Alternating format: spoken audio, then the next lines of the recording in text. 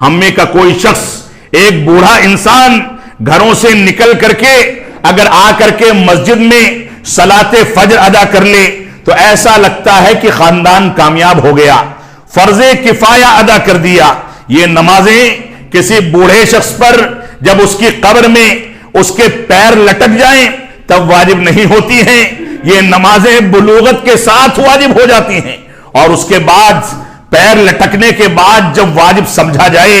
और उसको अदा किया जाए और बच्चे ना पढ़ें, पोते पोतियां सोए रहें, निवासे निवासियां उसको छोड़ते रहें, बेटियां और बीवियां उसके बारे में इत्तेमाम ना करें, तो माफ फरमाएंगे आपकी निजात के लिए काफी नहीं है। आपने इखलास के साथ भी पढ़ा होगा तो कयामत के दिन आपसे सवाल किया जाएगा कि तुमने अपने बच्चों की तरबियत, अपनी बीवी की तरबियत, अपने पोतों की तरबियत, अपने निवासों की और निवासियों की और पोतियों की तरबियत इस्लामी तरीके पर क्यों नहीं की? अल्लाह के नबी सल्लल्लाहु अलैहि वसल्लम का फरमान है, अला कुल्लुकुम राइन व कुल्लुकुम मसऊलुन अन रइयतिही। सुन लो, तुम में से हर एक शख्स जिम्मेदार है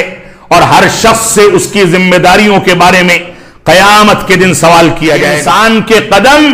कयामत के दिन हिल नहीं सकते जब तक उससे उसकी उम्र के बारे में, उसके अमाल के बारे में और मुख्तलिफ चीजों के बारे में सवाल न कर लिया जाए। यह तसव्वुर है इस्लाम का। और हम ये सोचते हैं कि हमने कब्र परस्ती नहीं की, हम तौहीद के मतवाले हैं, अल्लाह के रसूल सल्लल्लाहु अलैहि वसल्लम की इत्तिबा करते हैं, हमारा शुमार अहले तौहीद और जमाअत अहले हदीस के लोगों में होता है तो नैया पार हो गई। अल्लाह की कसम, ये हमारा जाम है, हमारा घमंड है और हम इसके नतीजे में नाकामी की जानिब भाग रहे हैं। अल्लाह के नबी सल्लल्लाहु अलैहि वसल्लम फरमाते हैं कि तुम में से कोई शख्स जन्नत में दाखिल नहीं हो सकता अपने अमल के नतीजे में। सहाबे इकराम ने पूछा, वला अंता या रसूल अल्लाह, ए अल्लाह के नबी सल्लल्लाहु अलैहि वसल्लम, क्या आप भी दाखिल नहीं हो सकते? फरमाया कि नहीं, मैं भी दाखिल नहीं हो सकता, इल्ला ये कि अल्लाह रब्बुल आलमीन की रहमत और अल्लाह रब्बुल आलमीन की नवाजिश मुझको ढांप ले, मेरे अमल को वो कबूल कर ले,